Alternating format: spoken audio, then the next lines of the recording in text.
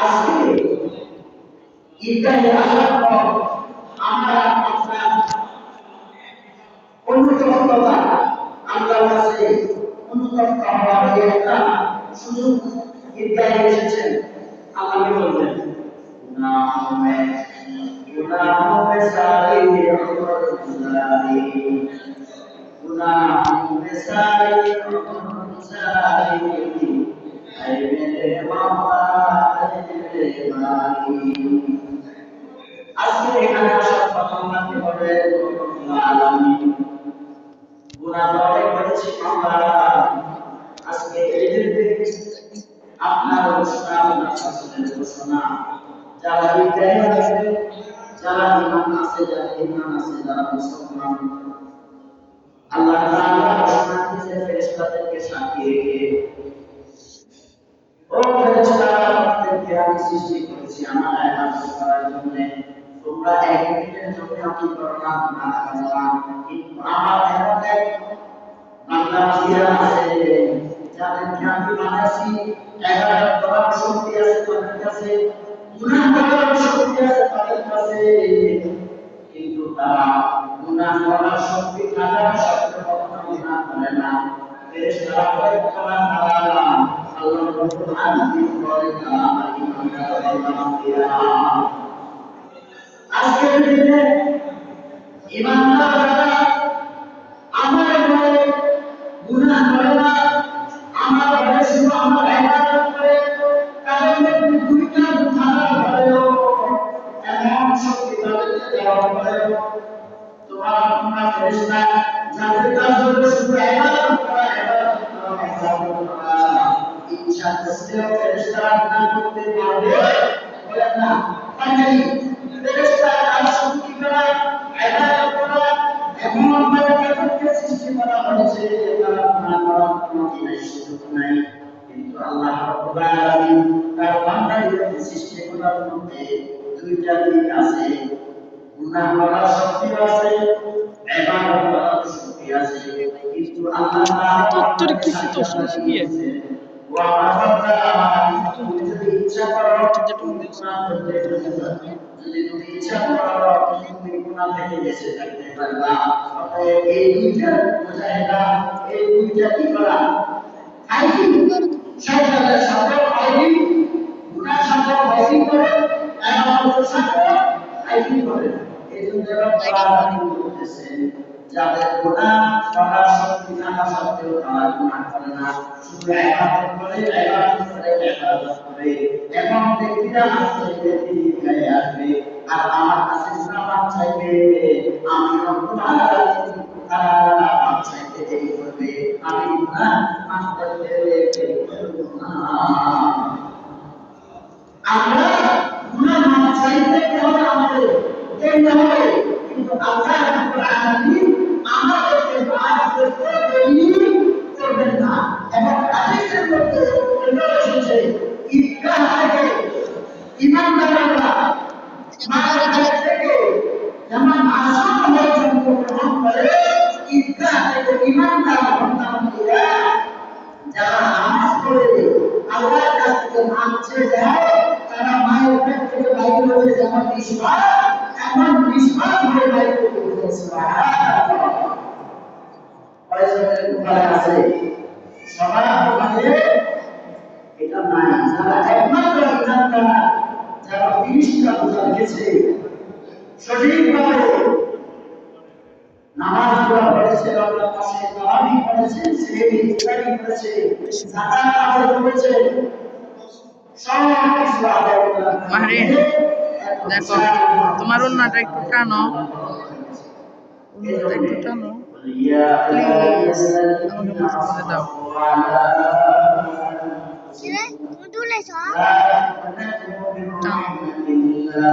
কত অন্যায় করে ফেলছো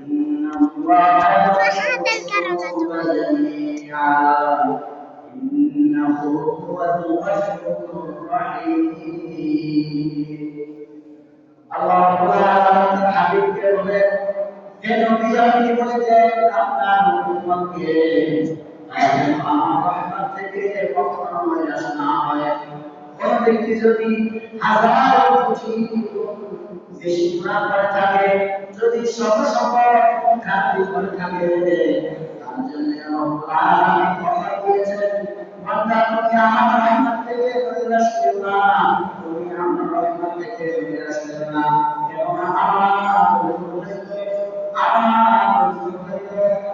لا تقنطوا من رحمة الله إن الله يغفر الذنوب جميعا أما يغفر فسبحانه غفور رحيم يكرم غفور الغفور رحيم অর্থাৎ ক্ষমাশীল এবং দয়ালু আপনি যখন গুনাহ করবেন আল্লাহ রাব্বুল আলামিন আপনাকে maaf করে দিবে কেন আল্লাহ গফফার আল্লাহ কি বলেন গফফার গফফার হওয়ার কারণে আমাকে আপনাকে রব্বুল আলামিন maaf করে দিবেন আর আরেকটা আল্লাহ রাব্বুল আলামিন সুবহানাহু রহিম রহমানুদ দুনিয়া রহিমুল আখিরাহ আল্লাহ দুনিয়া যাদেরকে খাওয়াইতেছেন রহমান নামের গুণের কারণে আপনাকে আমাকে খাওয়াইতেছেন আর ময়দানে মাহশারে কিয়ামতের দিন আল্লাহর ইনসাফ সেটা রহিমের বলে হবে।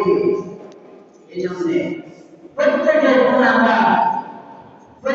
গুনাহ থেকে বাঁচার চেষ্টা করা সত্ত্বেও আমার আপনার খাওয়ায় গুনাহ হয়ে যায়, কিন্তু এটার জন্য আপনি সুযোগ নাই। আপনি কি করবেন? আল্লাহর কাছে ক্ষমা প্রার্থনা করবেন, রব্বুল আলামিন গুনাহ করে ফেলেছি, আমাদের বাবা আদম আলাইহিস সালাম থেকে গুনাহ হয়েছে, আমরা তো নবী না, ওলিদের থেকে গুনাহ হয়েছে, কিন্তু আল্লাহ রাব্বুল আলামিন তাদেরকে maaf করে দিয়েছেন, তারা maaf পেয়ে গেছে। আমাদের লেখা করবেন না, এটা স্বাভাবিক বিষয়। আমরা যেহেতু আমাদেরকে আল্লাহ সৃষ্টি করতে দুর্বল হিসেবে সৃষ্টি করেছেন, তবে দুর্বলের প্রতি আল্লাহ মায়া আরো বেশি। ছেলে যেটা দুর্বল তার উপর দয়া সবচেয়ে বেশি। তাহলে মা হচ্ছে হাজার কোটি দয়ালু সে আল্লাহ, সে আল্লাহ মাফ করবে না, এটা হতেই পারে না। এই জন্য আল্লাহ আশ্বাস করে আমাদেরকে ঘোষণা দিয়ে দিয়েছেন, লা তাকনাতু মির রাহমাতিল্লাহ। হে আমার আপনারা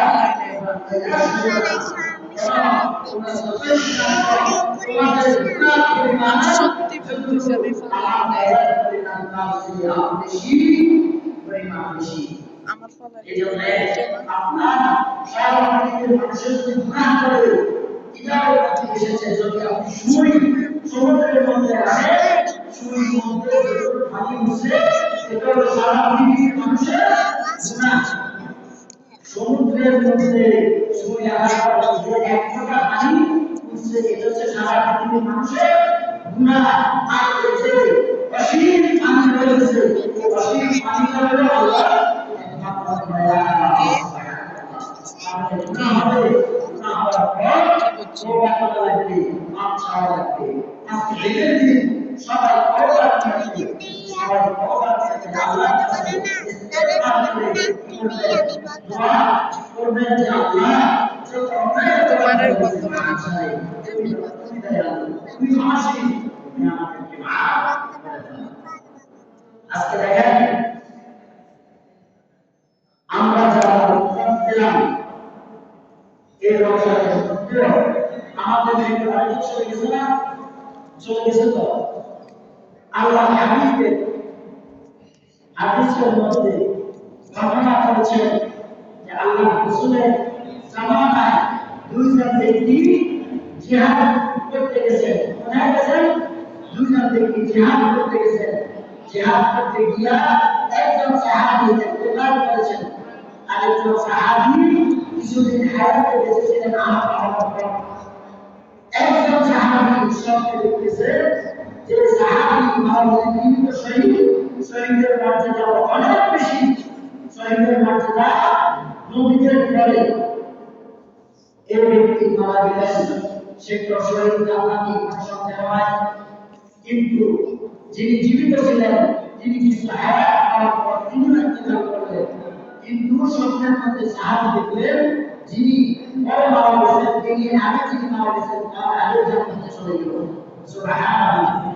আল্লাহ হাবিবের কাছে স্বপ্ন বর্ণনা করা হলো যে ইয়া রাসূলুল্লাহ ইয়া হাবিবাল্লাহ, দুইজনের শহীদ আরেকজন শহীদ হওয়ার পর তিনজন জান্নাতে গেলেন, কিন্তু পরে তিনি জীবিত ছিলেন, তিনি দীর্ঘদিন বাঁচার পরে তিনজন ইন্তেকাল করলেন, কিন্তু আরেকজনের করোনা মরণের কেন দ্রুত জান্নাতে চলে গেলেন। কিভাবে সম্ভব?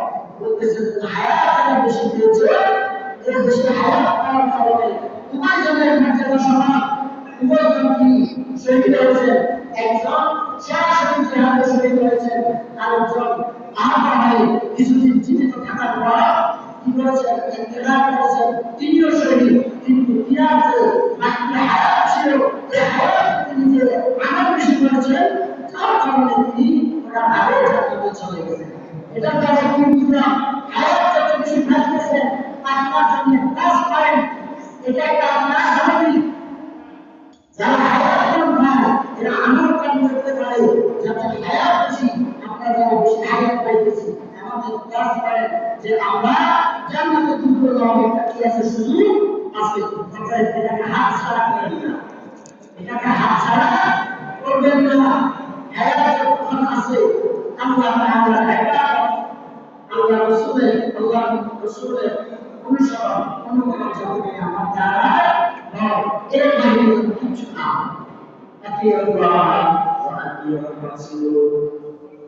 আল্লাহকে মানার পর তার রসুলকে মানতে হবে।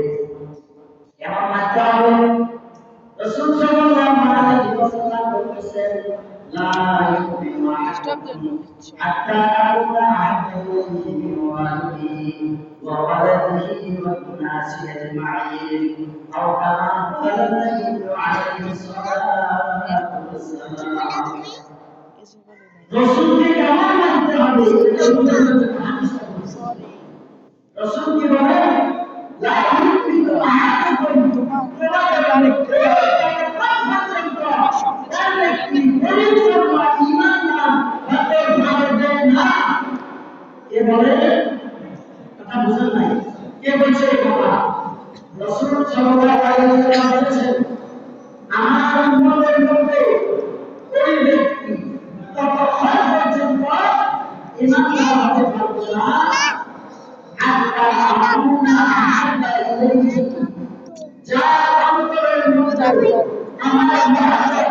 আমি রসুলের মহাব্বত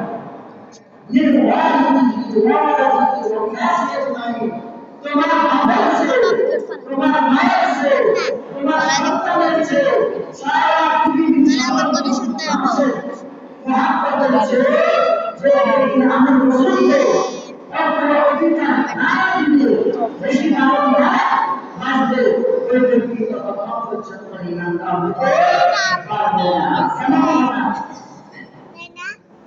এখন রসুলকে মহাব্বতের একটা পরিসংখ্যা পরিমাণ দিয়ে দিছে না? যখন আপনি আপনার বুকের ভিতরে হাত রাখেন আর বলেন রসুলকে ভালোবাসেন, কারণ রসুলের ভালোবাসার ইমানের পাওয়া। রসুলকে যত বেশি ভালোবাসে তার ইমানের পাওয়া তত বেশি।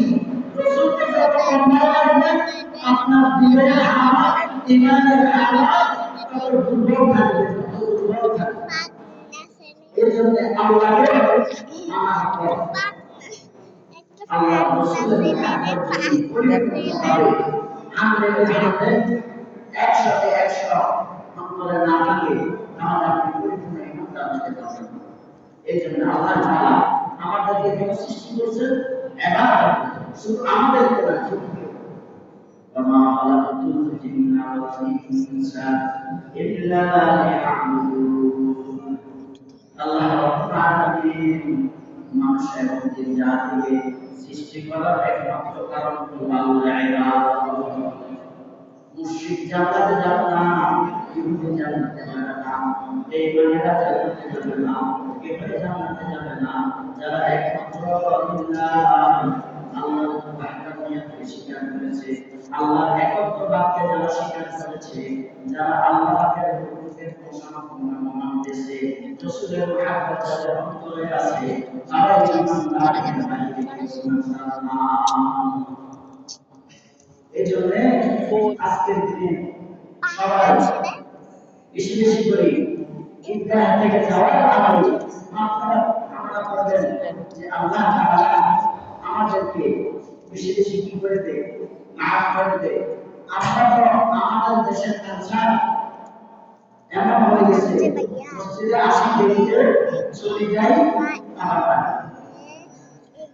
আমার দেশগুলোতে আমরা মসজিদে যাইতেছিলাম। আমি বিগত 2 বছর মসজিদে ইমামতি করছি শুনিলাম, ঈদের দিন ফজরের নামাজ পড়ি, যারা ইবাদত করে আমার মসজিদ থেকে ঈদের নামাজ পড়া হয় বের হয় না। ফজরের নামাজে আসার সময় গোসল করে কাপড় সফর পরিধান করে ঈদগাহে চলে আসে। ঈদের নামাজ পড়ার পরে দোয়া দেওয়ার পরে দোয়া করার পরে তারপরে ঈদগাহ থেকে বের হয়। এর ভিতরে তাদের যতটা ইবাদত করা, দোয়া করা, ইস্তিগফার করা সবগুলো তেলাওয়াত করতেছে। কিন্তু আমরা আসি নামাজের 5 মিনিট আগে, তাও নির্ধারিত সময়ে আসতে পারি না। কিন্তু দেখা যায় নামাজ পড়া যেমন ওয়াজিব, ঈদের নামাজ হলো ওয়াজিব, 2 রাকাত নামাজ ওয়াজিব।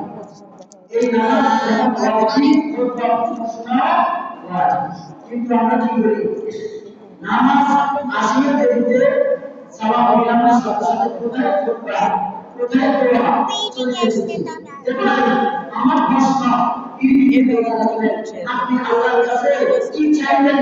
আপনি যে আসলেন দেরিতে নামাজটা কোনরকম পড়লেন, তাও কি নামাজটা দিতে আমরা হাত নামাজে কিন্তু চলে গেল, অনেক করে ভুলে গেল। কেন বছরের দিনে পড়তে আসেন আপনি কেন আমার কাছে বলেন? এটা তো ইমানদারের আলামত না। মসজিদে আসতে গেলে ইমাম সাহেব তাকবীর দেয়, আপনি চলে যান দুধে, এরপরে যাই নামাজ শেষ হয়েছে, নামাজের পরে খুতবা দিবে, খুতবা শোনা ওয়াজিব, খুতবা শুনলেন না, দোয়া করলেন, আজকে আল্লাহ মাফ করে দিবে। একদম স্পেশাল কথা, আজকের কথা স্পেশাল দোয়া করবেন, গুনাহ মাফ চাইবেন, তারপরে মাসুম হিসাবে নামাজ হচ্ছে কত মাসুম ভাই বাড়ি থেকে না এর আগে চলে যান, সেটা চিনি কি এটা, সেটা চিনি কোন কিতাব আছে, ঈদগাহ থেকে যে সেটা চিনি আর কোন কিতাব আছে? আমি তো কাউকে জন্য বলছি আসার সময় খেজুর খেতে আসবেন, বা আসার সময় অন্তত কিছু না ভাই একটু মিষ্টি করার জন্য সেটা খেয়ে আসবেন। এটা কি আসার আসার আগে খাওয়ার কথা, ঈদের নামাজে আসার আগে খানার কথা। আপনি ফল খানাতে খাইছেন, কোন কিতাবে খাইছেন? পৃথিবীর কোন কিতাবে বলা সুন্দর কাজে কিভাবে বলে যার সাথে খাবেন, এই জন্য না প্রকাশ করেন, না দোয়া করেন। আল্লাহ রাস্তে একটু সংস্কার হন। আমি দেশের সংস্কার, দেশের সংস্কার, আরে আমি সংস্কার হইলাম না, দেশের সংস্কার কি করবেন? বিএনপি আসো, আপনার আসো, দেশের সংস্কার নিজে হইতে হবে। আপনি সংস্কার হইতে পারেন, আগে আমাদের মসজিদে আসি, নিজেকে ইমানদার হিসেবে সংস্কার করে দেশ অটোমেটিকলি সংস্কার হয়ে যাবে। নামাজের প্রধানমন্ত্রী আছেন না, এখন নামাজের প্রধানমন্ত্রী আছেন না, দেখবেন যে প্রধানমন্ত্রী যেহেতু নামাজি, প্রধানমন্ত্রী যেহেতু ঈদগাহ যায়, প্রধানমন্ত্রী যেহেতু হাতে দোয়া করে, এবারে যেহেতু তার নামাজের কাজ আছে, আমি ঈদগাহ নামাজ করতেছি, তাদের দেশ নামাজের মাধ্যমে অটোমেটিক কি হবে, সংস্কার হবে। এটা টেনশন করার দরকার নাই, আপনি সংস্কার হয়ে যান। ঈদের আগে কিছু দেখা যাচ্ছে সুন্দর কথা হয়েছে, ঈদের পরে কি করবেন এটা আপনি দিতে বলেন, কিন্তু আসার পরে যেগুলো আমাদের এখানে এগুলো করেন। একটা কিভাবে বলা হবে আপনার কাছে এটা সারা রমজান কষ্ট করলাম, আল্লাহ থেকে যদি মাত্র একটা পাইলাম না, আমি কি আমাদের পুরস্কার পাইলাম না? আজকের দিন আমাদের পুরস্কৃত করা দিন। আল্লাহ তাআলা আমাদেরকে সর্ব কথাবার্তাগুলা বুঝার এবং আমল করার তৌফিক দান করেন।